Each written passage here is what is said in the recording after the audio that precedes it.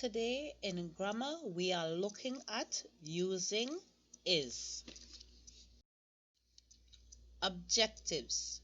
At the end of the lesson, pupils would be able to identify is as referring to someone or something, understand that is means one, create sentences orally using is, write one sentence using is. Let's get right into today's lesson. Using is.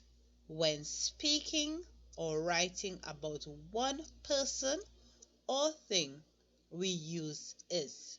So is singular, is represents one, so therefore we would say, or we must always say, he is, she is, it is.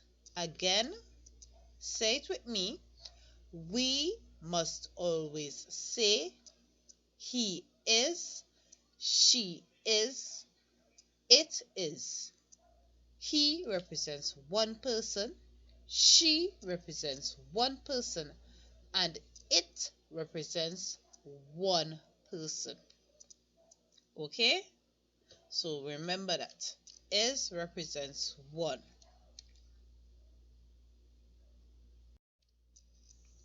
Examples of using is. So get ready to read, pupils. You are going to read along with me. Read these sentences along with me. Are you ready? Let's begin. He is very happy. She is dancing. It is a bench.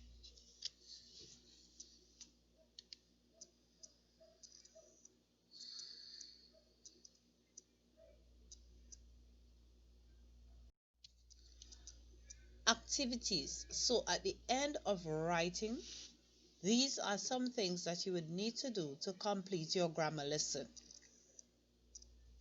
Notes are to be written from slides 3 and 4.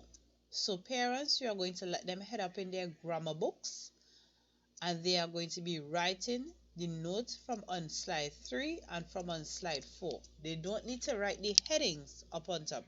They are just writing the notes that is down to the bottom of each slide. They are to now create a sentence orally using is. So they can either create the sentence by saying he is and whatever they choose to say, she is and whatever they choose to express, or it is and whatever it is that they choose to express. But they should always remember that is represents one. What does is represent? Yes, that's correct. Is represents one.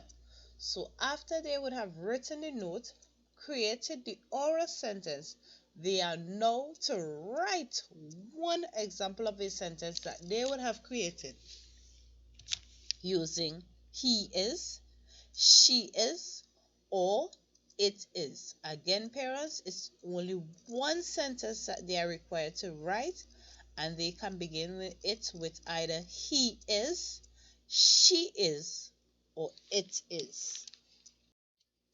So we have now come to the end of our grammar lesson.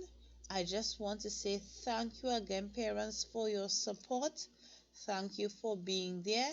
Thank you for tuning in today's grammar lesson.